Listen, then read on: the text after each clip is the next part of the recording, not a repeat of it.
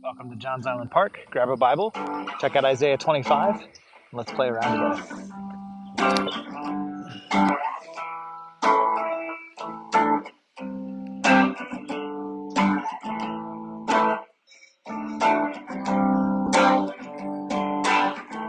Isaiah 25 is a bit of a tonal shift for us. There's been so much doom and gloom, judgment on specific nations, judgment on the whole earth, and then we get some actual praise. The chapter starts with something like psalm type language. Lord, you are my God, and I will exalt your name and praise you forever. Oh, that should not have gotten through. The Lord has indeed done wondrous things fully according to his own plan. Of course, the Lord's plan has been the destruction of ruthless cities, even as he has been a stronghold and fortress for the poor and the weak. I'm particularly sensitive to the passages here that talk about the Lord being shade from the heat for the poor, as shade is so valuable in Charleston this time of year, even as he has subdued the ruthless, like the shade from a cloud subdues the heat. The next section then tells us that the Lord will provide a beautiful feast for his people, even as he removes the veil that all people live under, that is, the fear of death.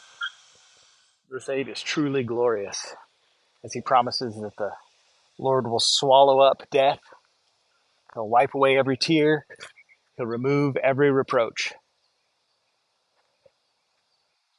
Verse 8, the Lord speaks. Verse 9, the people respond.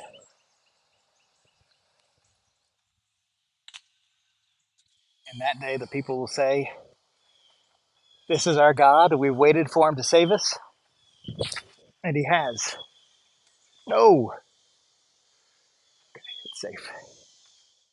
Let us be glad and rejoice in him.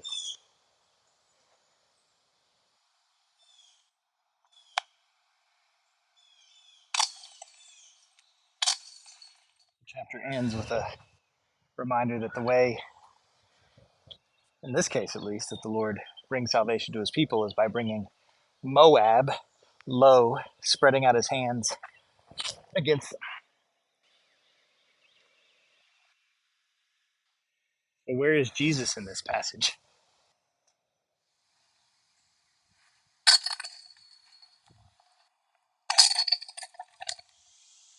As has been the theme with the last stretch of Isaiah, we see the Lord bringing low the pride of the arrogant.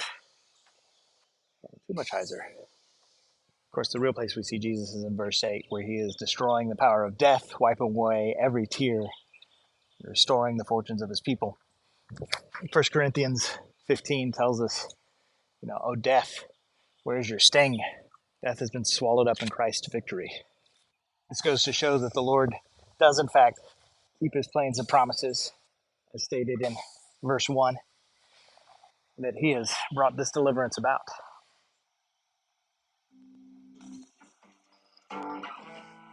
The Lord has spoken.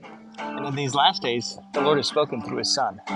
So we can rejoice and be glad in his salvation. Let's do that today. And I'll see you next time.